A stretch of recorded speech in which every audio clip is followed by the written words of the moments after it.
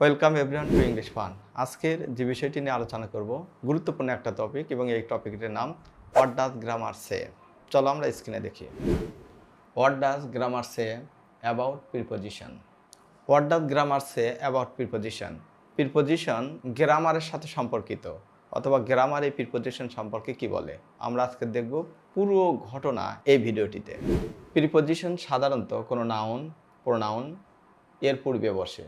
Grammar বলে যে preposition সাধারণত কোনো নাউন অথবা প্রোনাউন এর পূর্বে বসে অথবা কোনো নাউন বা প্রোনাউনের পূর্বে প্রিপোজিশন ব্যবহার করতে হবে এবং এক্ষেত্রে উহাদের অর্থের কোনো পরিবর্তন হয় না।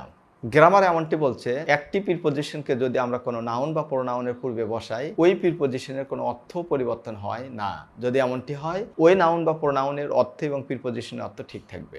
এতে পরিষ্কারভাবে বোঝা যায় যে নাউন বা প্রোনাউন ছাড়া অন্য কোনো পার্টস অফ স্পিচের পূর্বে প্রিপোজিশন বসে না। এতে আমাদের কাছে একটু পরিষ্কার ধারণা এসেছে আমরা যদি প্রিপোজিশন বাক্য ব্যবহার করতে চাই কোনো নাউন বা প্রোনাউন লাগবে, এছাড়া অন্য কোনো পার্টস অফ স্পিচের পূর্বে প্রিপোজিশন ব্যবহার করা যাবে না।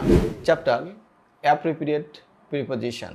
আমরা দেখব প্রিপোজিশন ব্যবহার করে কয়টি চ্যাপ্টার তৈরি করা হয়েছে, সেই চ্যাপ্টারগুলো কি কি এবং এক্সাম্পলের মধ্যে পরিষ্কার হবে। এর মধ্যে একটি হলো অ্যাপ্রোপ্রিয়েট প্রিপোজিশন। এই চ্যাপ্টারে দেখা যায় যে শুধুমাত্র নাউন, অ্যাডজেক্টিভ, ভার্বের পরে প্রিপোজিশন ব্যবহার করা হয়। অ্যাপ্রোপ্রিয়েট প্রিপোজিশন যে চ্যাপ্টার, এই চ্যাপ্টারটা গঠন হচ্ছে শুধুমাত্র নাউনের পরে প্রিপোজিশন ব্যবহার করতে হবে, অ্যাডজেক্টিভের পরে প্রিপোজিশন অথবা ভার্বের পরে তিনটি পার্টস অফ স্পিচের পরে আমরা প্রিপোজিশন ব্যবহার করতে পারবো। অন্য কোনো পার্টস অফ স্পিচের পরে এই চ্যাপ্টারে কোনো প্রিপোজিশন ব্যবহার করা হয় না। অ্যাপ্রোপ্রিয়েট প্রিপোজিশন যে চ্যাপ্টার বা অধ্যায়, এই অধ্যায়ে অন্য কোনো পার্টস অফ স্পিচের পরে আমরা কোনো প্রিপোজিশন ব্যবহার করতে পারবো না, যেমনটি নাউন, অ্যাডজেক্টিভ, ভার্ব।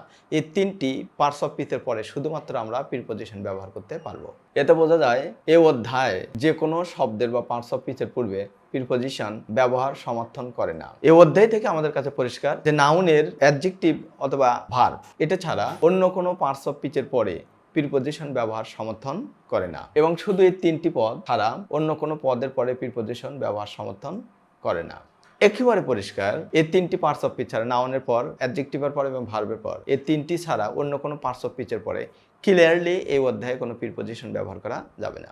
এই অধ্যায়ে শুধু তিনটি পদ, নাউন, অ্যাডজেক্টিভ, ভার্ব, এরপরে একটি মাত্র প্রিপোজিশন ব্যবহার করা হয়। এই অধ্যায়ে আমরা নাউনের পর, ভার্বের পর বা অ্যাডজেক্টিভের পর একটি একটি করে প্রিপোজিশন ব্যবহার করতে পারবো। যেমন নাউনের পর একটি, ভার্বের পর একটি, অ্যাডজেক্টিভের পরে একটি। দুই বা তার অধিক প্রিপোজিশন, এর তিনটি পদ, নাউন, অ্যাডজেক্টিভ, ভার্ব, এরপরে এই অধ্যায়ে ব্যবহার করা হয় না। এই অধ্যায়ে ধরো দুটি বা তিনটি প্রিপোজিশন ব্যবহার আমরা করতে চাই একসঙ্গে, নাউনের পর, অ্যাডজেক্টিভের পর এবং ভার্বের পর আমরা দুটি প্রিপোজিশন ব্যবহার করতে পারবো না। এই জন্য এই অধ্যায়গুলোতে একটি একটি করে প্রিপোজিশন ব্যবহার করা হয় এই তিনটি পার্টস অফ স্পিচের পরে। প্রিপোজিশন সহ নাউন, অ্যাডজেক্টিভ, ভার্ব দিয়ে গঠিত যৌগের অর্থের কোনো পরিবর্তন হয় না।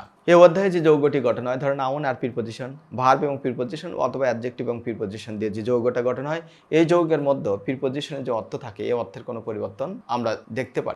অর্থের কোনো পরিবর্তন হবে না, অথবা আমরা দেখে থাকি অর্থটা যে পরিপূর্ণভাবে প্রকাশ করবে আমার মনে হয় সেটাও ক্লিয়ার হবে না। একটু দেখি অ্যাপ্রোপ্রিয়েট প্রিপোজিশনের চ্যাপ্টার গঠন। যেমনটা আমরা বলছিলাম এই অধ্যায়ে প্রিপোজিশন সহ যে নাউন, প্রোনাউন বা ভার্ব আছে তাদের যে যৌগটা মিলে একটা অর্থ দেবে, এই জন্য কারো অর্থটা পূর্ণাঙ্গরূপে প্রকাশ পাবে না। যাই হোক, এই অধ্যায়ে আমরা একটু গঠন দেখবো যে অ্যাপ্রোপ্রিয়েট প্রিপোজিশনের অধ্যায়ের গঠনটা কেমন।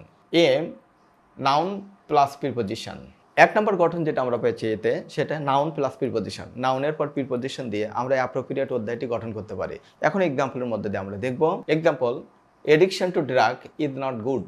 এক্সাম্পলে বলা হয়েছে addiction to drug is not good. Addiction এটা একটা নাউন, তারপরে টু ব্যবহার করা হয়েছে, এডিকশন টু। তা সুতরাং এডিকশন টু এটা মানে আসক্তি, প্রিপোজিশনের কোনো অর্থ এখানে পাওয়া যাচ্ছে না। যাই হোক, আমরা এখানে প্রিপোজিশন এবং যে নাউন আছে তার অর্থটাকে কালেকটিভলি ধরে নিচ্ছি। B number, adjective plus preposition.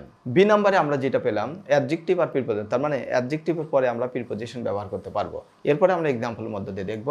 Example, Rafan was anxious about games. এক্সাম্পলে আমরা যা দেখলাম, Rafan was anxious about game, এখানে ওয়াজ একটা লিঙ্কিং ভার্ব, এরপরে অ্যানক্সিয়াস অ্যাডজেক্টিভ ব্যবহার করা হয়েছে, এই অ্যাডজেক্টিভের পরে অ্যাবাউট ব্যবহার করা হয়েছে। সুতরাং অ্যাডজেক্টিভের পরে অ্যাবাউট প্রিপোজিশন দেওয়া হয়েছে। C, verb plus preposition.